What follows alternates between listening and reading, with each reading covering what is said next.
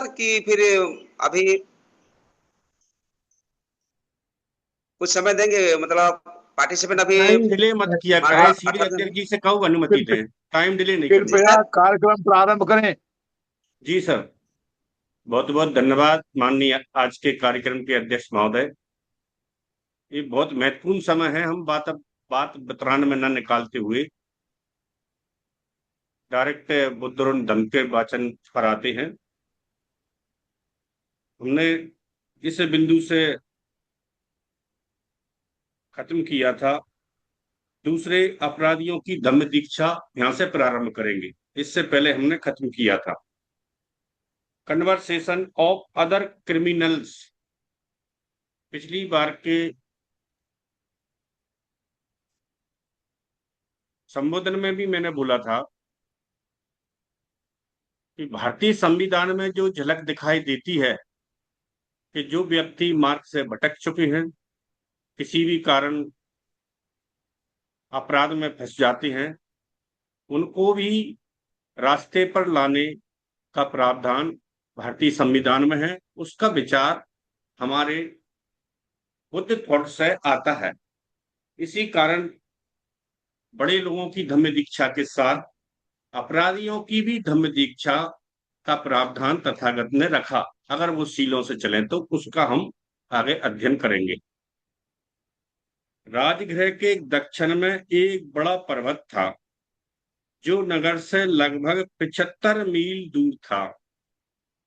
इस पर्वत में से होकर एक दर्रा जाता था जो बहुत तंग और सुनसान था। दक्षिण भारत की ओर का रास्ता इसी दर्रे में से होकर गुजरता था। इस तंग दर्रे में 500 डाकुओं ने अपना डेरा डाला हुआ था। वे इस दर्रे में से गुजरने वाले यात्रियों की हत्या कर देते थे और उनको लूट लिया करते थे। राजा ने उनको पकड़ने के लिए सेनाएं भेजी, लेकिन हर बार हर बार वे बच निकलते थे। बुद्ध इस स्थान से कुछ ही दूर ठहरे हुए थे।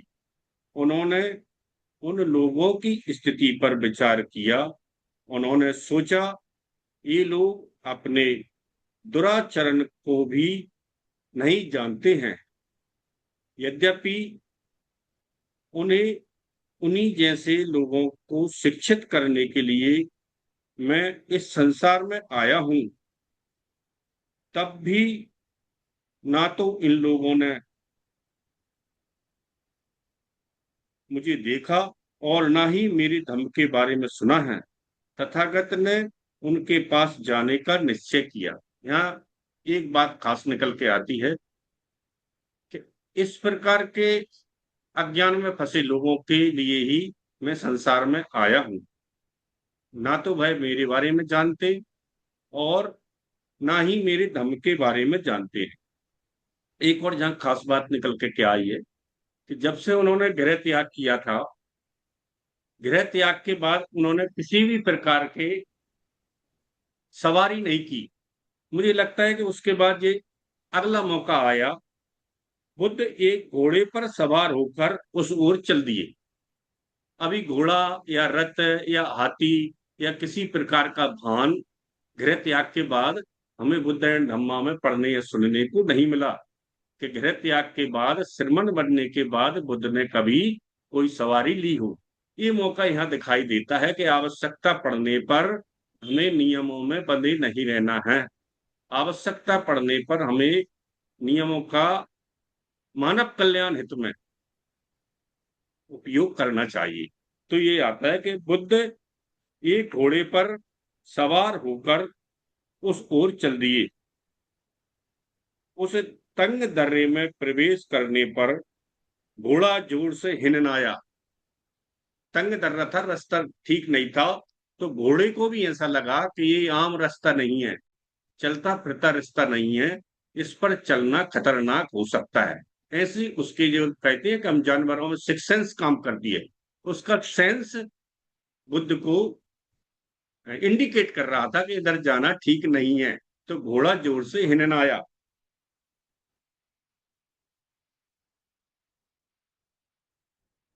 उसकी आवाज सुनकर 500 डाकू तैयार हो गए और उस घुड़सवार का पीछा करते हुए आपस में बोले, हमें लूटने के लिए इतना माल एक साथ कभी नहीं मिला।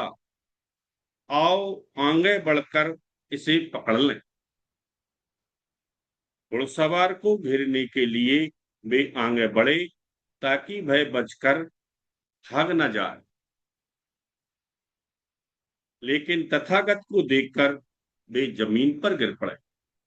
तथागत का जो वाइब्रेशन था, जो ओरा था, वह इतना प्रभावशील था कि जो भी व्यक्ति उस ओरा और वाइब्रेशन में आता था, वह अपने आप ही उनके आगे अपने कर्मों के ओरा छोटा कम होने के कारण उनकी शरण में चला जाता था। इतना प्रभावशाली उनका व्यक्तित्व है, जो हम बुद्ध बंदनाम में पढ़ते हैं, इतिपिसो भगवा अरिहंत, उसमें जो उनके पर्सनालिटी 9 गुणों का वर्णन किया गया है, उनको देखकर व्यक्ति अपने आप ही उनके शरणागत हो जाया करता था। भूमि पर गिरकर वे चिल्लाते हुए बोले, हे कैसा भगवान है, हे कैसा भगवान है। तब उस घुड़सवार ने उन्हें समझाया। क्या समझाया? एक खास बात उनको अटैक करी। तब उस घुड़सवार ने उन्हें समझाया कि दुख से उत्पन्न होने वाली पीड़ा, दुख से उत्पन्न होने वाली पीड़ा जिसके वशीभूत है संसार, दुख से उत्पन्न होने वाली पीड़ा के वशीभूत ये संसार है, उसकी तुलना में वे जो ऐसी चोट और पीड़ा दूसरों को देते हैं, उसी की तुलना में ये चोट या जो कृत्य है डाकुओं का, जो लोगों को परेशान करते हैं, इस कारण से ये कार्य करते हैं, चोट पहुंचाते हैं, दूसरों को कष्ट देते हैं, पीड़ा पहुंचाते हैं।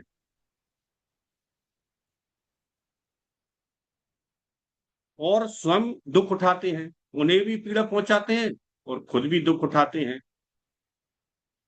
भय तुच्छ है और इसी प्रकार अश्रद्धा और संदेह जो उन्हें बांधे हुए है, यदि वे उसे मुक्त होना चाहते हैं तो धम्म देशना सुनने में उन्हें एकाग्र चित्र होना होगा। क्योंकि भाई ऐसे घावों को भर सकता है, जो घाव हैं दुख और पीड़ा के, अगर धम्म देशना का श्रवण वो करते हैं तो उनके जो घाव हैं वह पूर्णतः भरे जा सकते हैं। आगे कहा, मानसिक दुख के समान कोई दुखदाई घाव नहीं है।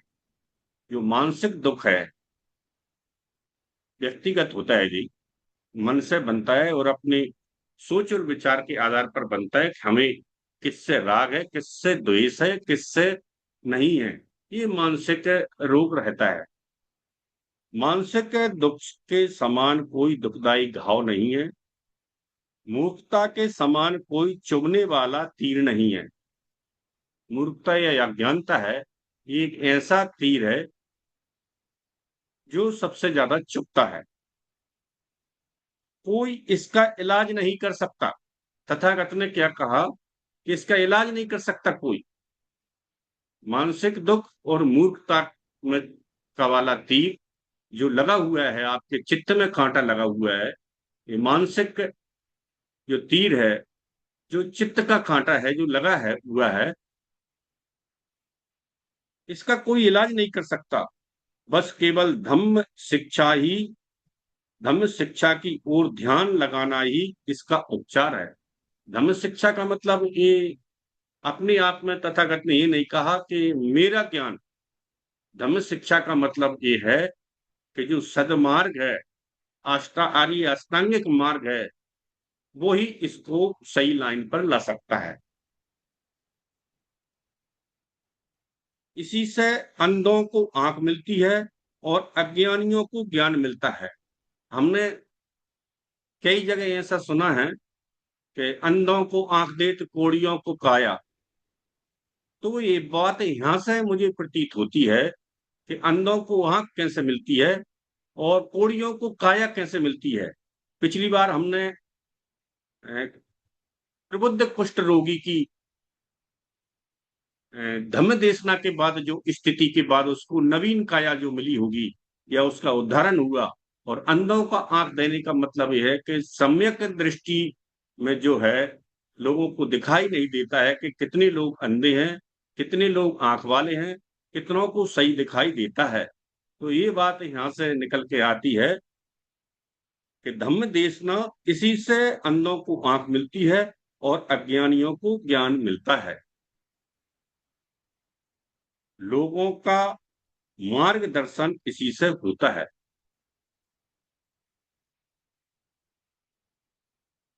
जैसे अंधों को आंख मिल गई हो, टॉर्च बियरर, ये धम्म देशना क्या है? टॉर्च बियरर है, लोगों का मार्गदर्शन करता है कि सही क्या है और गलत क्या है। इससे अश्रद्धा का नाश होता है। जो अश्रद्धा हमारी बनी हुई है उसका विनाश होता है, दुख दूर होता है, प्रसन्नता प्राप्त होती है और है उत्कृष्ट विमल प्रज्ञा उसी को प्राप्त होती है जो ध्यान से धम्म उपदेश सुनता है। विमल यानी कि मल रहित, बगैर मल के। प्रज्ञा तो बहुत लोगों में हो सकता है, ज्ञान हो सकता है, ज्ञान किसी प्रकार का हो सकता है, लेकिन ये विमल होना चाहिए, उसमें किसी प्रकार की मलिनता नहीं होना चाहिए, छल नहीं होना चाहिए, प्रपंच नहीं होना चाहिए, किसी प्रकार का पक्षपात लिए हमारी बुद्धि नहीं होना चाहिए। ये कैसी होना चाहिए? विमल, प्रकृति जैसी। पानी बरसना है तो सबके लिए, धूप पड़ना है तो सबके लिए, वृक्षों के फल आ रहे हैं तो सबके लिए। ये नहीं कि मनुष्य मनुष्य खाएं, पशु पक्षी न खाएं, जो खाए वो खा सकता है। ऐसी ये विमल प्राकृतिक प्रतिज्ञा होती है। वो बुद्ध का ज्ञान था, वो कैसा था? विमल, कोई मल नहीं था उसमें।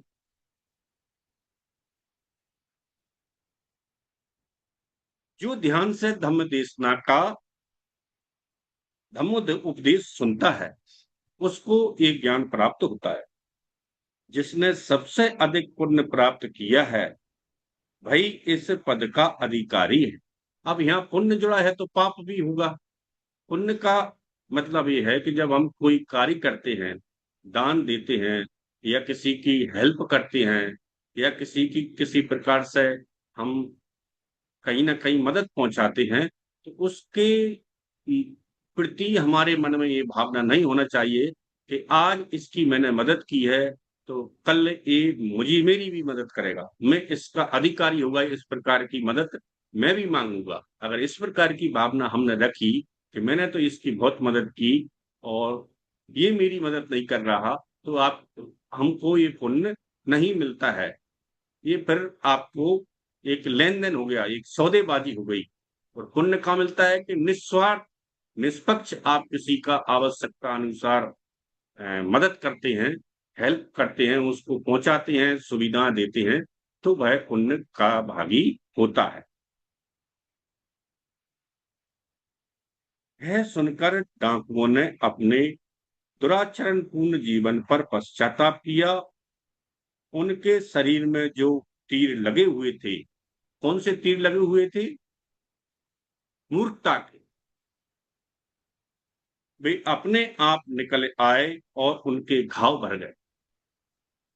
तब वे उपासक बन गए और उन्हें शांति और विश्राम प्राप्त हो गया। वह रिलैक्सेस हो गए। जब उनको पीड़ा थी, उनको दर्द हो रहा था, वह रिलैक्सेशन में चले गए और उनने धम्म उपदेश से वे उनके उपासक भी बन गए। उपासक भी बहुत बड़ा पद होता है, उपासक बन गए वो एक दुराचरण और अपराधी से। तो धम्म देशना का प्रभाव ये पड़ता है। और हमारा जो भारतीय संविधान है, जो अपराधियों को यातना गृहों में रखकर वहां इस प्रकार की शिक्षा देनी चाहिए थी कि वहां से निकलकर व्यक्ति कहता कि दुराचरण क्या है और इसकी यातना क्या होती है, अपनों से बिछड़ना क्या होता है और यातना गृह में रहकर क्या होती है। वहां से निकलने का ये प्रावधान मुझे यहाँ से प्रतीत होता है। अगला बिंदु है धम्म दीक्षा का जोखिम। पुराने समय में एक बार तथागत बुद्ध राजगृह से कोई 250 मील की दूरी पर पर्वतों से भरे एक प्रदेश में विहार कर रहे थे, विचरण कर रहे थे, चल रहे थे। इन पर्वतों में कोई 122 आदमियों का एक दल रहता था। 122 आदमी जो शिकार करते थे और उन मारे गए जानवरों से अपना पेट भरते थे। बुद्ध वहां पहुंचे जिस समय पुरुष शिकार खेलने हार गए होते, तब वह उनकी स्त्रियों को धम्म में दीक्षित करते थे और ये पंक्तियां बोलते थे। जो दयावान है वह किसी प्राणी की हत्या नहीं करता अथवा हिंसा न करना मानवता है। वह सदा प्राणियों के जीवन को, स्वयं को भी सुरक्षित रख सकता है। यह सिद्धांत अमर है। जो इसके अनुसार आचरण करता है उस पर कोई विपरीत विपत्ति नहीं आती। विनम्रता, सांसारिक भोगों के प्रति उपेक्षा, किसी को कष्ट न पहुंचाना, किसी को रुष्ट न करना, है ब्रह्मलोक के लक्षण है अथवा ब्रह्म देवता के भी। बुद्ध की शिक्षा के अनुसार पवित्र दुर्बल व्यक्तियों के प्रति सदा मैत्री करना है जानना कि कब पर्याप्त मिल चुका है जानता कि कब इच्छा नहीं करनी है ही बार बार ये जन्म और मृत्यु से छूटने का साधन है।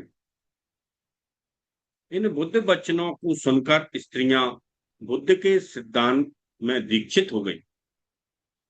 ये सिद्धांत भिक्षु जाते थे तो वहां सुनाया करते थे, तो वो स्त्रियां सीखते सीखते दीक्षित हो गई। कैसे दीक्षित हुई? जैसे हमारे आसपास डेली एक सुबह सुबह कचरे वाली गाड़ी आती है, तो वो गाना हमने कभी नहीं सुना ना कभी पढ़ा, वो हम सबको याद हो गया। गाड़ी वाला आया घर से कचरा निकाल, ऐसे ही वो सुनाते सुनाते वो दीक्षियां स्त्रियां दीक्षित हो गई। सुनते सुनते जनश्रुति बन गई और उन पर प्रभाव डालने लगी। इन बुद्ध वचनों को सुनकर स्त्रियां बुद्ध के सिद्धांत में दीक्षित हो गईं। जब उनके पुरुष लौटे तो वो बुद्ध को मार ही डालना चाहते थे, क्योंकि उनके पतियों का जो आचरण था वह उस सिद्धांत के विपरीत था। किंतु उनकी स्त्रियों ने उन्हें रोक लिया। बाद में मैत्री सूक्त के पदों को सुनकर वे भी दीक्षित हो गए। ये बार बार हम क्यों बोलती है कई बार कि धम्म स्त्रियों में पुरुषों से पहले अगर पहुंच जाता है तो उस पूरे घर में धम्ममय वातावरण होने में देर नहीं लगेगी। ये यहाँ से हम बार बार बोलते हैं कि स्त्रियों को धम्म दीक्षा की आवश्यकता क्यों है, क्यों महत्वपूर्ण है पुरुषों की अपेक्षा पहले स्त्रियों में आना।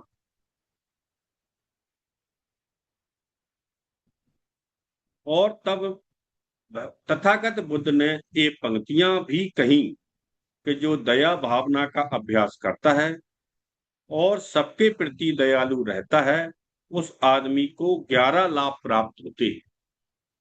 11 लाभ प्राप्त होते हैं ऐसे आदमी को। कुछ ना करने से, कितना करने से?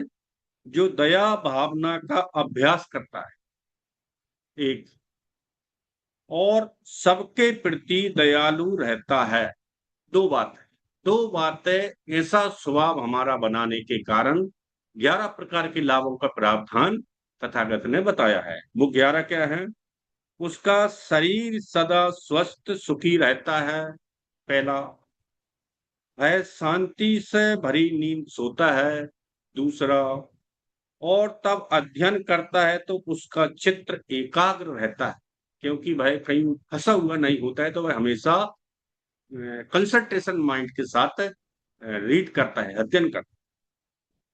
उसे दुस्वप्न नहीं आते, क्योंकि नींद अच्छी आएगी तो सपने आ ही नहीं सकते, सो जाता है वह। उसकी देवता रक्षा करते हैं। देवता से यहाँ संबंध है जो भिक्खु संघ है, वह देवता कहलाते हैं। अच्छे आचरण वाले जो व्यक्ति हैं वह देवता है, और वह लोगों का प्रिय होता है, पॉपुलर होता है ऐसा व्यक्ति। उसे विषैले जीवों का खतरा नहीं होता, क्योंकि विषैले जीव भी जानते हैं कि ये हमें किसी प्रकार का किसी भी समय अनिष्ट नहीं कर सकता, तो हम भी इसका कभी अनिष्ट नहीं करेंगे, इसे विषैला दंश कभी नहीं देंगे, तो उनसे भी उन्हें खतरा नहीं होता है। यह युद्ध की हिंसा से बचता है, किसी भी प्रकार के युद्ध से में जो हताहत होता है जनमानस का, उससे भी बचने का प्रयास करता है। अग्नि या जल से उसकी हानि नहीं होती। वह जहां भी रहता है अपने कार्य में सफल होता है, और मरने पर ब्रह्मलोकगामी होता है। ये 11 लाभ है। इन वचनों का उपदेश करने के बाद स्त्रियों तथा पुरुषों को धम्म शासन में दीक्षित किया गया, और उन्हें तथागत बुद्ध से शांति लाभ प्राप्त हुआ। ये दो बिंदु जो अपराधियों के थे, और धम्म के जोखिम थे कि जोखिम क्या हो सकते हैं, ये दो बिंदु हुए। अगला तीसरा खंड है बुद्ध की शिक्षाएं। यहाँ कंपैरेटिव रीडिंग आई हुई है कि बुद्ध ने धम्म में अपना क्या स्थान रखा। अब इसको हम पढ़ते हैं। धम्म में तथागत बुद्ध का अपना स्थान। बुद्ध ने अपने ही धम्म में अपने लिए किसी स्थान का दावा नहीं किया। और किस किसने किया अपने धम्म में अपना दावा? ईसा ने ईसाइयत का पैगंबर होने का दावा किया। ईसाइयत को देखा उन्होंने तो क्या लिखा जहां कि उन्होंने ईसाइयत में दावा किया कि मैं पैगंबर हूं। इससे आगे उसने है भी दावा किया कि भाई खुदा का बेटा है। क्या है? खुदा का बेटा है। यहाँ ईसाई ईसा क्या कह रहे हैं? मैं खुदा का बेटा हूं।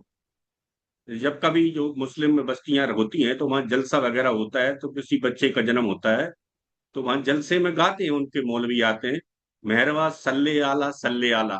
राजा राम आनंद बाबू जी ने सुना होगा ये, क्योंकि यहाँ ज्यादा उनके आसपास बड़ी बस्ती है मुस्लिमों की। मेहरबा सल्ले आला जलसा में वो बोलते हैं। मैंने भी सुना एक दो बार। तो इससे ये सिद्ध होता है कि वो खुदा का बेटा है, पैगंबर ईसा मसीह, तो ये उसको भी मानते हैं। ईसा ने है भी शर्त निश्चित की कि जब तक कोई आदमी है ना स्वीकार करे कि ईसा खुदा का बेटा है, तब तक उसकी मुक्ति भी नहीं हो सकती। ये कंडीशन भी डाल दी, अगर किसी ने मुझे खुदा का बेटा मानने से, पैगंबर मानने से इनकार किया, तो उसे मुक्ति नहीं मिलने वाली है। ये उसने कंडीशन डाल दी, भय डाल दिया, मतलब डर कि अब तुम मुझे मानोगे, ऐसे नहीं मानोगे तो तुम्हें मुक्ति नहीं मिलेगी किसी भी कारण से, इसलिए मुक्त होना भी तुम्हारा जरूरी है, मुझे मानना है। इस प्रकार ईसा ने किसी भी ईसाई को मुक्ति के लिए अपने आप को खुदा, ईश्वर का पैगंबर और बेटा मानने की अनिवार्य शर्त रखकर ईसाइयत में अपने लिए एक खास स्थान बना लिया। इस्लाम के पैगंबर मोहम्मद साहब का दावा था कि वह खुदा द्वारा भेजे गए इस्लाम के पैगंबर।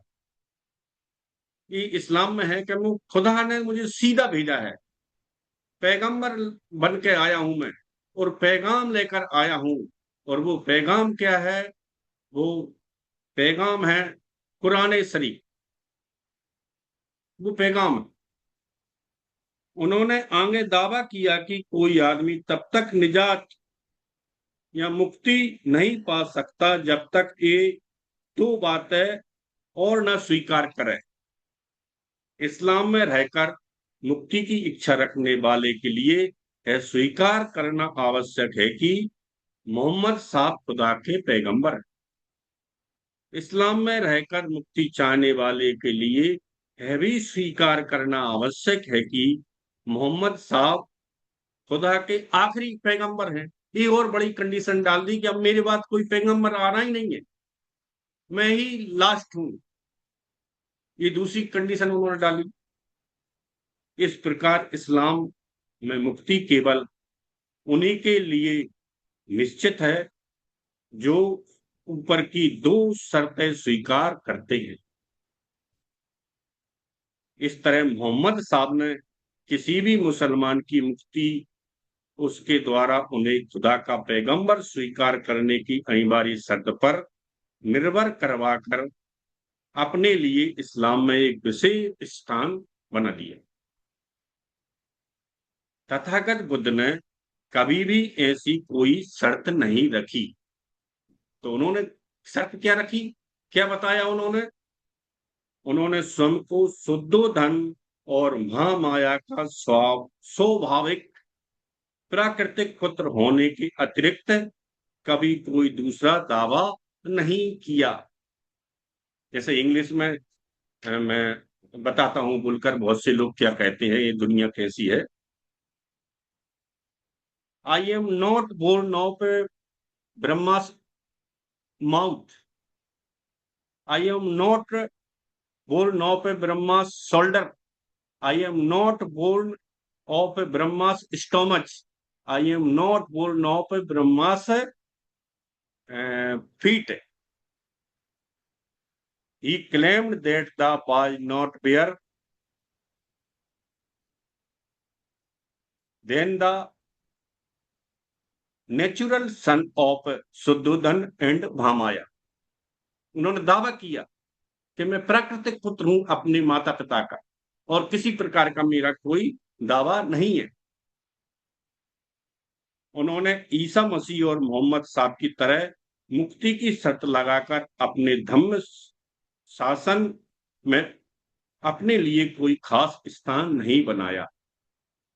यहां एक और बाबा साहब ने इसमें क्या क्लेम किया है कि संसार में ये दो बड़े धर्म थे या मजहब थे, सबसे बड़े चर्चित थे, इनकी तरफ ही बाबा साहब ने बुद्ध एंड धम्मा का उल्लेख किया है, अन्य किसी का नहीं किया। यही कारण है कि इतना प्रचुर ग्रंथ समूह रहते हुए भी हमें बुद्ध के व्यक्तिगत जीवन के बारे में इतनी कम जानकारी प्राप्त है। प्रचुर मतलब बड़ी मात्रा में बुद्ध साहित्य है, त्रिपिटक हैं, त्रिपिटकों के अलग अलग समूह हैं, तो इतने बड़े उसमें उनका इस लाइन के अलावा और कोई अपने जीवन पर विशेष है जानकारी उन्होंने नहीं रखी कि मैं अपने माता पिता की प्राकृतिक संतान के अलावा और कुछ नहीं हूं। जैसा कि ज्ञात है, तथागत बुद्ध के महापरिनिर्वाण के बाद राजगृह में प्रथम बौद्ध संगीति कॉन्फ्रेंस हुई थी। उस संगीति में मां कश्यप अध्यक्ष थे। आनंद उपाली और अन्य दूसरे लोग जो कपिल वस्तु के ही थे, और जो जहां जहां तथागत बुद्ध गए प्राय हर जगह मृत्यु पर्यंत उनके साथ रहे थे, सब वहां उपस्थित थे। तो अध्यक्ष कौन थे? मां कश्यप। उनको तथागत के बारे में विस्तृत जानकारी नहीं थी, आनंद और उपाली की वनस्पत, क्योंकि वो जन्म से लेकर त्रिवज्जा और त्रिवज्जा इनलाइटेड और बुद्ध के बाद उनको पूरी जानकारी उनके बारे में थी, और जहां जहां शिक्षाएं दी उनके साथ वो साये की तरफ दोनों ही हमेशा रहे। लेकिन अध्यक्ष मां कश्यप ने क्या किया? उन्होंने आनंद शेर से कहा कि धम्म को दोहराएं, और तब संगीती कारकों से पूछा कि क्या है ठीक है? उन्होंने हाँ में उत्तर दिया। मां कश्यप ने तब उस विषय पर प्रश्न करना समाप्त कर दिया। बुद्ध के चले जाने के बाद जो संगति हुई उसमें उन्होंने कहा कि हम इसको संघ में दोबारा से कैसे जीवंत रखेंगे। तो ये कॉन्फ्रेंस उन्होंने रखी, और उसके साक्षी कौन बने? उपाली नाई, जो ये विनयधर थे, और आनंद आनंद जो उनकी शैडो थे तथागत के, इन दोनों को रखा। लेकिन अध्यक्ष महाकश्यप ने इस पर प्रश्न करना उचित नहीं समझा। तब महाकश्यप को चाहिए था कि वह संगीति में उपस्थित किसी को भी तीसरा प्रश्न करते और आज्ञा देते कि तथागत बुद्ध के जीवन की मुख्य मुख्य घटनाओं को बताएं। लेकिन महाकश्यप ने ऐसा नहीं किया। उन्होंने सोचा कि धम्म और विनय ही दो ऐसे विषय हैं जिनसे संग सरोकार रखता है। तो जहां बाबा साहब ने एक और बात कही थी कि हीरो वर्शिप, नायक पूजा से हमको बचना है, वो यहां से ज्ञान लिया गया था कि जब इतने बड़े शास्त्रा ने अपने लिए कोई स्थान नहीं रखा, तो हमको भी हीरोशिप नहीं चलाना चाहिए। यदि माकश्यप ने तथागत बुद्ध के जीवन की घटनाओं का ब्यौरा तैयार करा लिया होता, तो आज हमारे पास तथागत बुद्ध का एक पूरा जीवन चरित्र होता। उन्होंने ज्यादा ब्यौरा नहीं बताया, सिर्फ धम्म और विनय की बातों का ही कलेक्शन किया। तथागत बुद्ध के जीवन की मुख्य मुख्य घटनाओं का ऐसा ब्यौरा तैयार करा लेने की बात महाकश्यप को क्यों नहीं सूझी? इसका कारण उपेक्षा नहीं हो सकती। इसका केवल एक ही उत्तर है कि तथागत बुद्ध ने अपने धम्म शासन में अपने लिए कोई विशेष स्थान सुरक्षित नहीं रखा। तथागत बुद्ध और धम्म सर्वथा अलग अलग थे। उनका अपना स्थान था, धम्म का अपना, दोनों अलग अलग स्थान। अलग अलग स्थान कैसे हैं? क्योंकि प्रत्येक मनुष्य का जीवन है, और जीवन के बाद मृत्यु भी है, ये बुद्ध जानते थे। ये हमेशा नहीं चलेगा। लेकिन जो मेरा धम्म और विनय है, ये हमेशा चलेगा। इसलिए उसका स्थान उन्होंने सर्वोच्च रखा। तथागत बुद्ध द्वारा स्वयं को धम्म से पृथक रखने का एक और उदाहरण है कि उनके द्वारा अपना उत्तराधिकारी बनाना अस्वीकार करना। उन्होंने कभी अपना उत्तराधिकारी संघ में नहीं बनाया। 2 या 3 बार तथागत बुद्ध के अनुयायियों ने उनसे प्रार्थना की कि वे किसी को अपना उत्तराधिकारी नियुक्त करें। हर बार तथागत बुद्ध ने अस्वीकार कर दिया। उनका उत्तर था, धम्म ही स्वयं का उत्तराधिकारी होना चाहिए। यहाँ एक गाथा आती है जो बकली को उन्होंने दिया था कि मंग पश्यति सो धम पश्यति, धम पश्यति सो मम पश्यति। बकली धम पश्यति सो मम पश्यति, मम पश्यति सो धम। इस प्रकार की एक गाथा है। जो धम्म को देखता है वह मुझे देखता है, जो मुझे देखता है वह धम्म को देखता है, और जो धम्म है मैं भाई हूं, और मैं हूं जो भाई धम्म। इस प्रकार की गाथा यहाँ आती है। यदि धम्म की प्रतिष्ठा के लिए, यदि धम्म को किसी व्यक्ति के अधिकार पर निर्भर रहने की आवश्यकता है, तो फिर वह धम्म है ही नहीं। ये किसी व्यक्ति के अधीन नहीं है, उस पर निर्भर नहीं है। यदि धम्म की प्रतिष्ठा के लिए हर बार इसके संस्थापक का नाम रटते रहने की आवश्यकता है, तो वह धम्म नहीं है। अपने धम्म को लेकर स्वयं अपने बारे में तथागत बुद्ध का यही दृष्टिकोण था।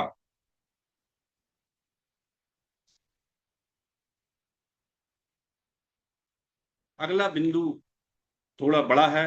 मैं आज का सेशन यहीं खत्म करूंगा, और क्योंकि बौद्ध साहब भी जुड़े हैं, अन्य हमारे बुद्धिजीवी वर्ग भी जुड़ा हुआ है, तो मैं आज के सेशन को यहीं अपना वाचन खत्म करता हूं। आज 20 मिनट शेष हैं। 20 मिनट में हम इस पर चर्चा करेंगे।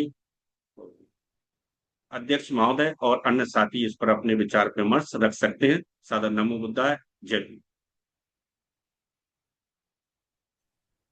बहुत बहुत साधुवाद सर। बहुत अच्छे तरीके से सरल भाषा से आप अपना उद्बोधन रखे हैं, तो हम सभी ने सुन लिए हैं। तो अभी समय आ गया, हम आज जो अध्यक्षता कर रहे हैं एडवोकेट ए के बुट जी, सर जी को मेरा नवोदय जय भीम प्रेषित करता हूँ। सर, निवेदन है सर, आप अभी अपना अध्यक्ष उद्बोधन शुरू कीजिए सर। हाँ, हाँ, धन्यवाद, साधुवाद संचालक महोदय। महाकारुणिक तथागत बुद्ध एवं समस्त महापुरुषों को नमन। उपस्थित सभी भाइयों बहनों को सादर नमो बुधाय। अभी तक हम लोग सुन रहे थे, हमारा बात थोड़ा अब पता लगेगा। सुनना उद्देश्य नहीं है, एक कार्य होता है, एक कारण होता है। सुनना कार्य है और कारण है सुधरना। तो इसलिए करके पहले हम बता देते हैं, ऐसे जनरल तो हम लोग हमेशा सुनते रहते हैं, इनका रहस्य जानना चाहिए। रहस्य ये है कि हम लोग सत्यनारायण कथा नहीं सुन रहे हैं, सत्यनारायण कथा भी सुनाते हैं और वर्षों से हम लोग सुन रहे थे, अब तो छोड़े हैं कुछ साल पहले। लेकिन उनका उद्देश्य था सुनाना, समझाना नहीं। फर्क देखिए, सुनाना, समझाना नहीं। तो सुधारने का है, इसको आप नोट भी कर सकते। पहला शर्त है सुनना होगा। बुद्ध के द्वारा जितने भी लोग सुधरे हैं, पहले सुने हैं उनका। अभी जो हम लोग आज भी जो पढ़े कि जंगल में थे, बदमाश थे, लुटेरा में था, दुगना है ना, लेकिन वो सुने तबे सुधरे। बीवी लोग सुधरे थे, महिला लोग तो वो सुधरे थे, है ना। अब पुरुष लोग नहीं सुने थे तो नहीं सुधरे थे, अब सुने तो सुधरे। कहने मतलब हमारा है कि अध्ययन करना होगा। अध्ययन मतलब समझ लीजिए, एक शब्द अध्ययन में एक शब्द छिपा हुआ है। अध्ययन जो हम बोलते हैं, इसका मतलब तुलनात्मक अध्ययन। अध्ययन की है, अभी देख सुने ना, वो इस्लाम का भी कंपेरिजन किए हैं, का कंपेरिजन। क्या मतलब हुआ? अध्ययन हुआ, रीडिंग हुआ, स्टडिंग में नहीं हुआ, इन्वेस्टिगेशन हो गया, जिसको रिसर्च। तो हम लोग ध्यान में है, हम लोग को जो अभ्यास चल रहा है, जो आज का टॉपिक है, उस हम बताएंगे और विशेष बताएंगे कि रहस्य कहाँ गड़बड़ी चल रहा है वर्तमान समय। नहीं, लेकिन हम लोग वही फॉर्मेलिटी वाला बात चले जा रहे हैं। यहाँ टाइम हो गया तो हम लोग जुड़ जाए, अभी जुड़ना भी नहीं। पहले बात तो अब बात है, सुनने का सब 4 शब्द है। पहले शब्द है सुनना होगा, दूसरा है समझना होगा, स से सुनना, से समझना, तब स से सोचना, तीसरा है। इसके बाद सुधरना होता है, चौथा स्टेज। हम टाइम जुड़े तो सुनेंगे क्या, है ना। तो हम लोग अभी आज के डेट में बता रहा हूँ, बुरा नहीं मानेंगे लोग।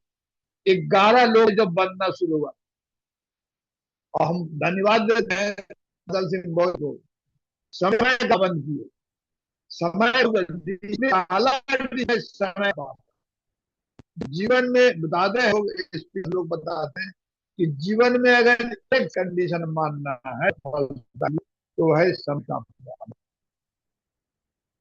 ये पहले चीज, उसमें हम लोग फेल कर जा रहे हैं।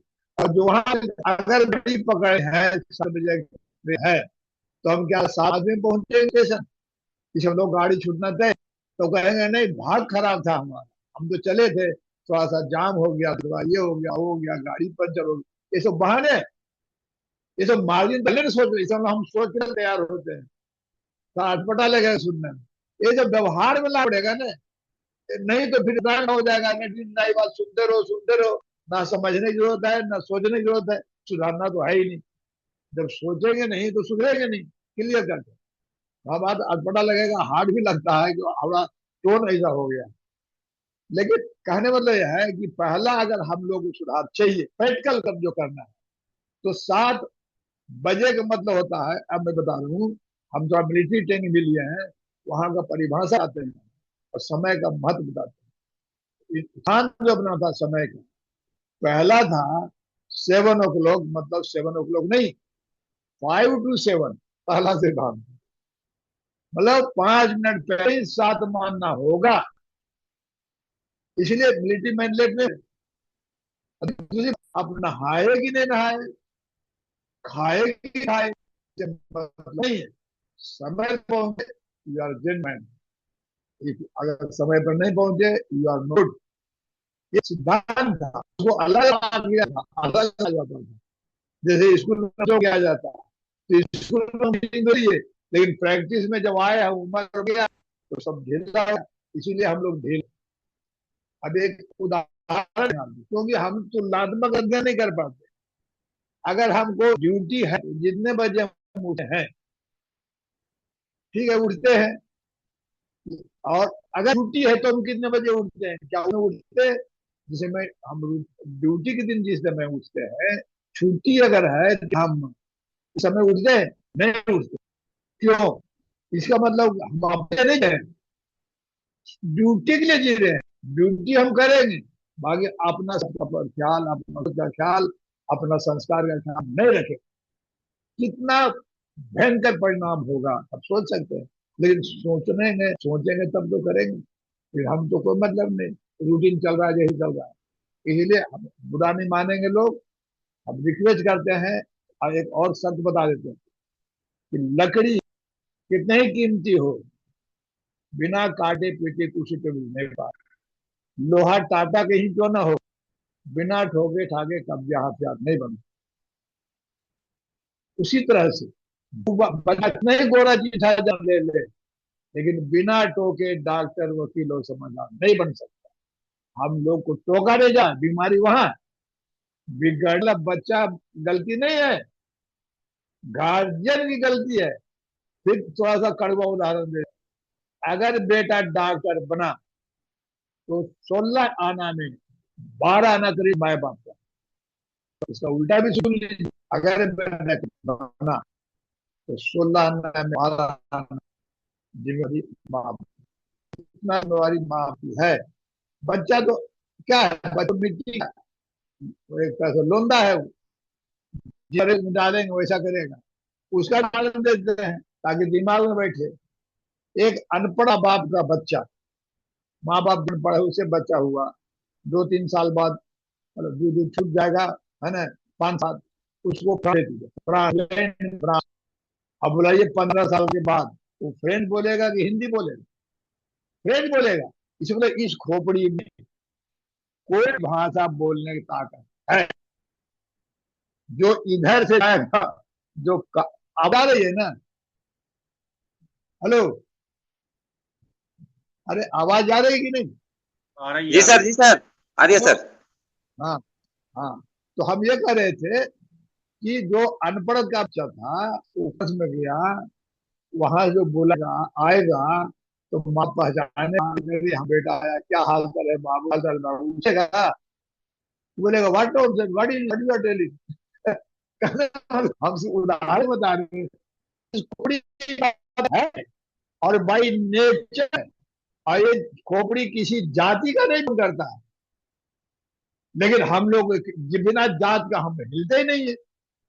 आइडेंटिटी हमारी जाती है, शक्ति थोड़ी जाती है, मानव तो है। ये तो मानव बनाने का प्रयास ही उद्यान है। और इस धरती में, भारत भूमि में था, लेकिन अब यहाँ जाने रहे, इसलिए हम सब डिटेल नहीं बताएंगे। तो कहने मतलब यह है कि हमें, तो ठीक है उन्हें अपना पोजीशन नहीं बनाना है, लेकिन हमें एक प्रेरणा का समान नहीं पड़ेगा। हम 10 सवाल पूछते हैं लोगों से, उसमें एक सवाल ये भी होता है कि who your source of inspiration. Inspiration चाहिए, पूजा अगरबत्ती नहीं। बुद्ध को मानना होता है, एक बुद्ध का मानना होता है। योद्धावादी लोग हैं वो बुद्ध का मान, बुद्ध को कम। लेकिन जो महायानी है वो बुद्ध को एक अच्छा, बुद्ध को ना, मतलब कि बुद्ध का मुझे जाना, धोना, पोछना, साफना, फूल चढ़ाना, पत्ती चढ़ाना, ये सब हो गया, ठीक है, होना चाहिए। इसका उद्देश्य इतना ही है कि हम उनके पैदा करें, क्योंकि बिना श्रद्धा का कुछ भी नहीं होने। हम लोग माता जैसे गुरु के साथ श्रद्धा रखते हैं, वैसे प्रथम गुरु तो माता पिताजी है, उनके प्रति भी श्रद्धा रखें। अगर श्रद्धा रखना अभ्यास हो और एक कल्चर जाए तो क्या आप समझते हैं? जैसे मुसलमान के बूढ़े लोगों को देखिए, बूढ़े बूढ़े भी हैं जो बे लोग उनको नौकरी धंधा से बंद करवा दें, फिर भी अगर बूढ़ा कोई मार पड़ गया तो देखिए रखिए है एक, अगर हॉस्पिटल में जाइए कोई मुस्लिम ना लड़का, जवान लड़का अपना बाबूजी को या माँ को ले जाए, देखिए किस ढंग से ले जाता हॉस्पिटल। अब हम लोग देखिए तो तुलना करते हैं, इसलिए मैं बता रहा हूँ अध्ययन मतलब तुलनात्मक। तो ये हम आपको बता देना चाहते हैं। और ये जो कितना साल से हम लोग चला है, लेकिन एक तो शिक्षा भी वही वही रहा है। एक तो ये प्रॉब्लम सोचने की विषय है, बहुत सारी, लेकिन इसके अलावा हम एक तो बहुत पहले हुआ था है ना, कम संख्या होते शाम को ज्यादा होते हैं, लेकिन तो हमको याद है, यहाँ से संस्थापक महोदय बोले थे कि 5 बजे 4 बजे सरदार जी लोग का जो है सुबह सुबह जो भ्रमण का है, तो 5 बजे 4 बजे बोले 4 बजे ऑन रोड होता है। ठीक है, डेली नहीं संभव है, एक दिन तो सप्ताह में करते हैं। और तो हम लोग 7 बजे, इसमें तो 1 मिनट भी लेट तो ले, सोचने की बात। कभी कभी किन्हीं किन्हीं के लिए तो लेकिन जनरली लेट जुड़ना, तो ये समझ लो कि आदत हम लोग नहीं सुधार रहे हैं। जब हम अपने बिहेवियर को नहीं सुधार रहे हैं, अब भी दो होता है, बिहेवियर से मतलब हम लोग जाना तो शायद दुख भी नहीं है। हम हैं कि सीखना है तो प्रैक्टिस कर, मेडिकल कॉलेज देते हैं, जहां जहां मेडिकल कॉलेज है तो मेडिकल कॉलेज एंड हॉस्पिटल, क्यों? कॉलेज में पढ़िए थ्योरी और हॉस्पिटल में तब वो डॉक्टर बन सकता, थ्योरी बताते जाए और करके और प्रैक्टिस करने बैठे, अगर सुई भी देने के लिए कहेगा तो डर जाएगा, क्योंकि सुई देने के लिए किया ही। ऐसे छोटा छोटा अपराध में भी हम लोग गड़बड़ा जाते हैं। तो हम बार बार ही रहे हैं, अभी मैं बताता हूँ। और ये बुधवार कल्चर दे रहे हैं, ये स्वीकार करता है, एक बड़ी धारणा पर तो हम बात किए तो बोलते हम कर रहे हैं इंडिया, लेकिन सेटल वहाँ नागरिक बन गई, उम्र है तो उनसे हम नाम लिखवाए, मैंने नंबर लिखी, हम नंबर लिखी है ना। एक नागपुर तो हरा बेटा भी हम 3 महीना वहां रहे हैं, वहां भी। तो इस तरह से हम लोग देख लेंगे तो हम लोग पुलिस से मिलते हैं और पूरा देश विदेश वालों से अभी से हैं बैठे, पूरे इंडिया वाले से हैं जो, लेकिन उसी से मिलते हैं। एक हुआ था सुबह बजाय शाम को रखा जाए, तो हम वही करने लगता है। सुबह तो है नहीं, एक कॉलेज है पढ़िए और शाम को कोशिश करिए कि भाई दो आदमी हम जहां तक अब आ गए हैं कि व्यक्तिगत अगर आपको घर में कंट्रोल नहीं है, देखिए कड़वा बात लगे सुनने में, तो कम से कम आदमी चाय दीजिए। अगर रात का भोजन परिवार में अगर आइडियल परिवार है तो रात भोजन, अगर रोज संभव नहीं तो बुधवार को कहीं से हम देवेंद्र जी भी और बड़ा लड़का पहले गांधी इसलिए रहते, लेकिन उनको भी बोला जाता था कि बुधवार को आओ। सुने हैं सच्चा झूठा, कहीं पढ़े थे अखबार, मतलब एक दिन मेंटेन करते, कोई सारण रहा होगा लेकिन बुधवार का ही था, सभी को वहां जाना पड़ा, फिर फ्लाइट से चला जाता गेस्ट। तो इस तरह से अभी नेपाल में देखिए, बुधवार नाम का शहर बना हुआ। और सबसे ऐतिहासिक बात यह है, शायद हम पहले ही बताए, कि वो जो है बुद्धत्व की प्राप्ति जो है सिद्धार्थ बुद्ध, वो दिन बुधवार। ये बात हमको बर्मा के घंटे जी बताए, है ना। तो फिर हम अपना हैंडबिल बनाते, उसमें हम लिखने लगे बुधत्व प्राप्ति बुधवार। इसके बाद एक सज्जन है पटना, बोले कि आप बुधवार को लिख रहे हैं, कैसे लिख, क्या प्रूफ है? तो हम बोले कि बर्मा से मिला हमको। तो बोला बर्मा से मिला है तो किसी भी में बिहार में मिल सकता है, मिल सकता है। तो दूसरे बुद्ध विहार में गए और कंफर्म किए कि क्या ऐसा बर्मा में है। हाँ, बर्मा में ऐसा है, ये बात। दूसरा, हमको थाईलैंड जाने का मौका मिला। महत्व है बुधवार, बुद्ध का महत्व। बुद्ध तो रहे नहीं, अब प्रेरणा लेना है। एक डेस्टिनेशन होता है, डेस्टिनेशन जाने के साधन भी तो होता है। दिल्ली जाना, साधन तो अपना रहेगा, बस जाओ, ट्रेन से, जब जहाज से। तो ये बुधवार साधन होना चाहिए, और बुद्ध हमारा उद्देश्य होना चाहिए। तो इसके लिए मैं थाईलैंड में क्या देखा कि थाईलैंड में कई थाईलैंड बुद्ध विहार में गए, मोनास्ट्री में। तो वहाँ बर्थडे डोनेशन बोर्ड लगा हुआ है, बर्थडे। तो हम दे तो देखे 8 है, हमके दिन तो 7 होते ही 8 जो है मंडे, ट्यूजडे, वेडनेसडे के बाद वेडनेसडे आई।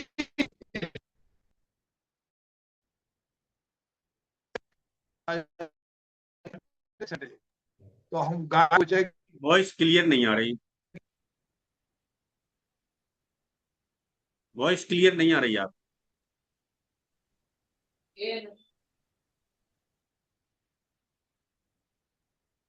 वॉइस क्लियर हाँ नहीं सर। है इनपुट। हाँ, क्लियर अभी नहीं है। मैं भी सोच रहा था कि मेरे मोबाइल में ऐसे हो रहा है, बोल के थोड़ा क्लियर नहीं है सर। हाँ, वॉइस क्लियर हेलो, नहीं। हेलो, वॉइस क्लियर नहीं है, आप जो लगाए हैं हेलो। ब्लूटूथ उसको निकाल लीजिए, ब्लूटूथ निकाल लीजिए आप, अच्छा, इससे दिक्कत आ रही है।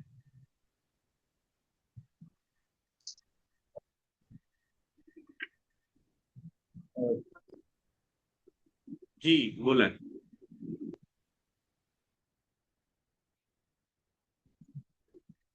गड़बड़।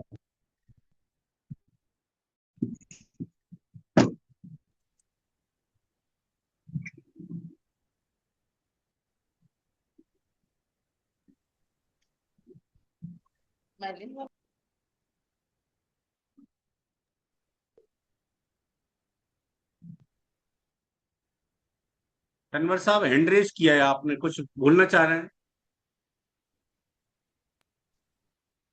माननीय सुदेश तनवर साहब,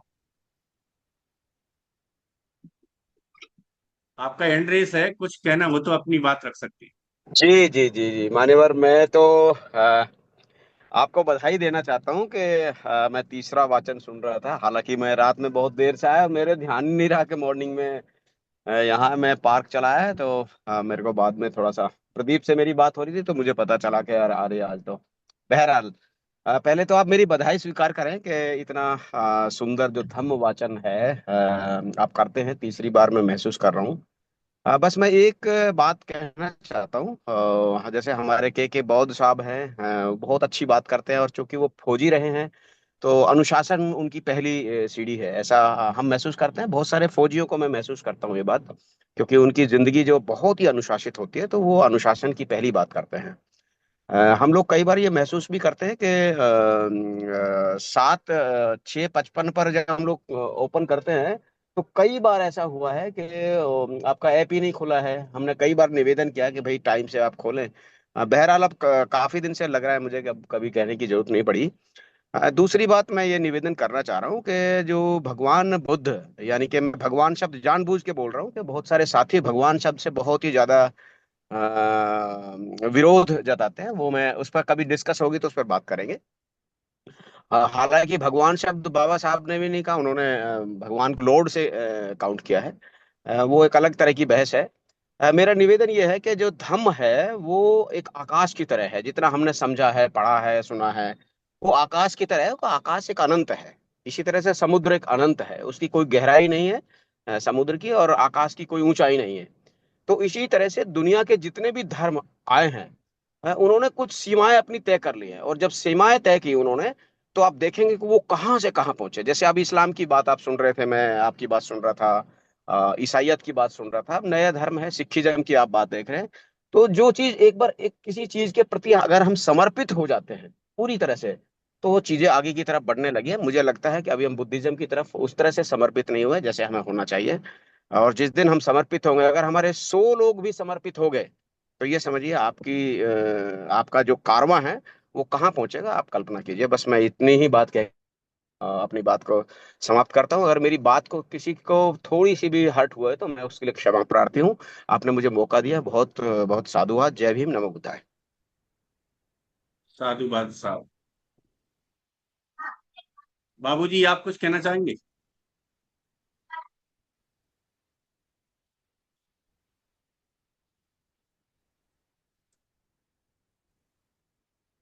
माइक अनम्यूट नहीं है आप। अनम्यूट कीजिए।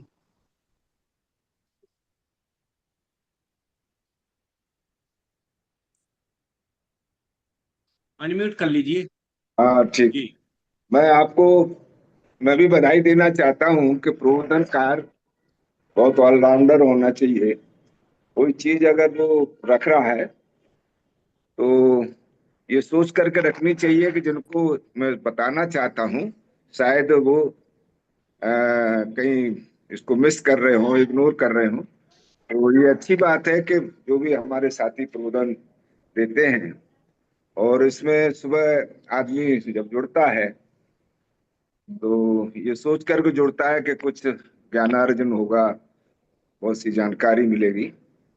वैसे तो देखिएगा कि बुद्धिज्म जो है, तो इसको बाबा साहब ने भी सोशल एंड प्रैक्टिकल अप्रोच के तौर पर हम लोगों को दिया। उन्होंने भी लिया और हम लोगों को भी दिया। और उसका मतलब ये था कि जो चीजें सुपरस्टिशन पर बेस कर रही थी, तो उनको उन्होंने डिनाई किया। और इसीलिए जो 22 वोव्स जो हैं, वचन जो हमसे लिए, जिन्हें हम प्रतिज्ञाएं बोलते हैं, तो वो प्रैक्टिकल अप्रोच है। तो हमको कोशिश करनी चाहिए कि बुद्धिज्म को समझने के लिए अगर हम प्रैक्टिकल अप्रोच को डिनाई करेंगे तो ये फिर अ, किसी के मतलब की सिद्ध नहीं होगा।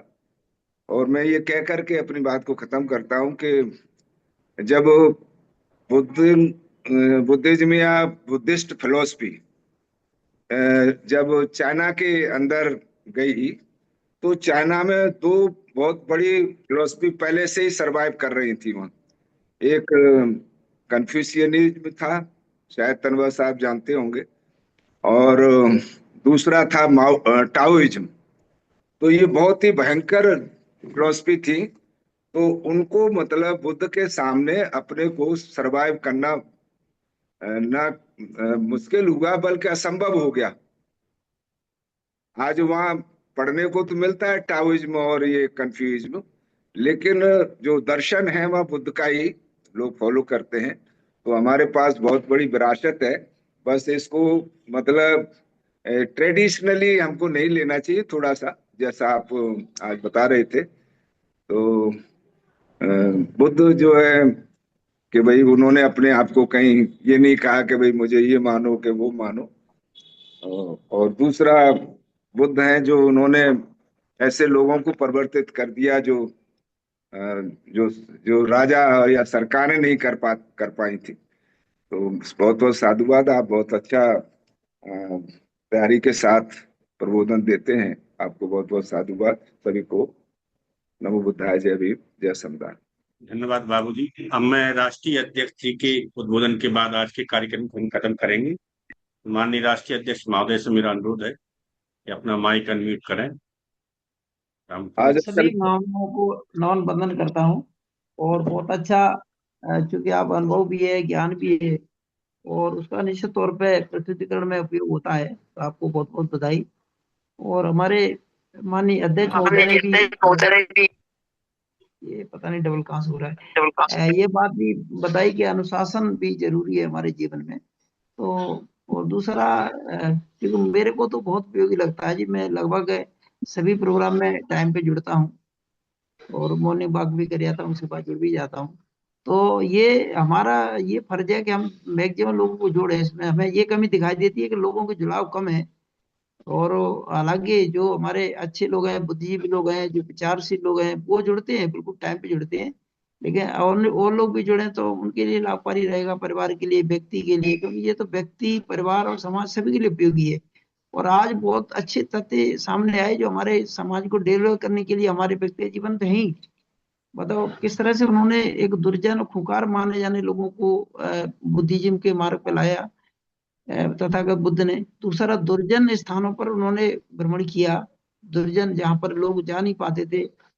तीसरा, उन्होंने एक पैगंबर नहीं माना अपने आप को, अपने आप को कोई स्थान ऐसा नहीं दिया कि मेरे को पूजा जाए, मेरे को उनका ये था कि कर्म और मन आधारित आचरण में लाए। वही जैसे एक और बात आई थी कि जो राजगिरी में संगति हुई थी प्रथम, वो ये चीज का प्रमाणित करती है। बहुत चीजें आती हैं कि प्रमाणित चीजें हैं बुद्ध के जीवन से संबंधित, इस तरह का कहा जाता है। तो वास्तव में राजगिरी में वही लोग थे जो वास्तव में उनके जीवन में रहे, साथ में रहे, पूरे रहे। तो हम तथ्यात्मक उनके जीवन को, उनके संघर्ष को, उनके दर्शन को, उनके विचारों को बिल्कुल तथ्यात्मक रूप से मान सकते हैं कि उन्होंने जो दर्शन दिया, हो सकता है किसी ने मिलावट कर दी हो बीच में अपने स्वार्थ के लिए, जैसे कि कलम चलाई है लोगों ने, अपनी बुद्धि को गलत उपयोग भी करा है। ये हमें बहुत कुछ सीखने के लायक है, बल्कि हमें समाज को भी डिलीवर कर सकते हैं। ईश्वरवाद में बहुत बड़ी बहस हो रही है आजकल, उस पर भी हम लोग बता सकते हैं कि किस तरह से बुद्ध का जीवन था, वो मानवतावादी। आज वो लोग सब सोचने लगे हैं यार ईश्वर तो कोई तथ्य नहीं है, विज्ञान भी सिद्ध नहीं कर पा रहा। तो तथागत बुद्ध तो इतने वर्ष पहले ही बता दिया था उन्होंने कि ईश्वर नहीं है कोई। तो ये सब चीजें हमारे लिए जरूरी है और सही बात है। जैसे कि बहुत साहब ने कहा कि व्यवहारिक जीवन में जरूरी है, हम हो, आप हो, कोई भी हो, जब तक हम प्रैक्टिकल लाइफ में चीजों को लाएंगे, समाज को देने का प्रयास करेंगे।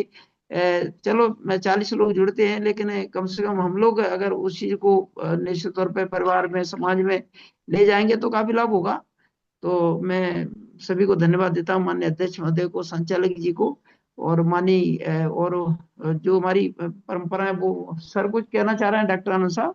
यही बात समाप्त करता हूं। पुनः सभी को धन्यवाद, आभार। सॉरी, जरा बात मेरे छूट गई थी। ऐसा है, ये प्रोग्राम मेरे ख्याल से लाइव हो रहा है, तो मेरा जो पार्टिसिपेंट्स हैं उनसे रिक्वेस्ट है कि अपने आप को मतलब थोड़ा वीडियो ऑन करके रखें, तो ठीक मैसेज आएगा। क्योंकि ज्यादातर मेरे ख्याल से 50% लोग भी ऐसे नहीं है जो वीडियो ऑन रखे हुए हों, नहीं तो ज्यादातर पता नहीं क्या कर रहे हैं। तो सुबह सुबह कोई ऐसा काम नहीं होता है, तो अनुरोध रहेगा कि हम लोग अगर जुड़ते हैं तो अपना सुबह ठीक से अपने नमो बुद्धाय। जी, सभी सुन। नमो बुद्धाय। बहुत बहुत धन्यवाद। आज के कार्यक्रम का हम समापन मेरा करते एक हैं। ही कहना सभी है साथी एक साथ सभ्य सत्ता बोलते हैं। आइए सब सदा सभ्य सत्ता सभी होन्तु, सभ्य होन्तु चक्रे मिलो, सभ्य भद्राणि पश्यन्तु, मा कञ्चित् दुःखमागमात्, सभ्य सत्ता सुखी होन्तु, सभ्य होन्तु चखे मिलो, सभ्य भद्राणि पश्यन्तु, मा कञ्चित् दुःखमागमात्, सभ्य सत्ता सुखी होन्तु, सभ्य होन्तु चखे मिलो, सभ्य भद्राणि पश्यन्तु, मा कञ्चित् दुःखमागमात्।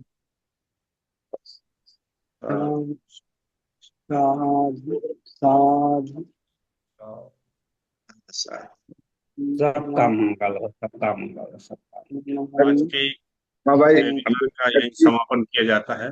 बहुत बहुत धन्यवाद।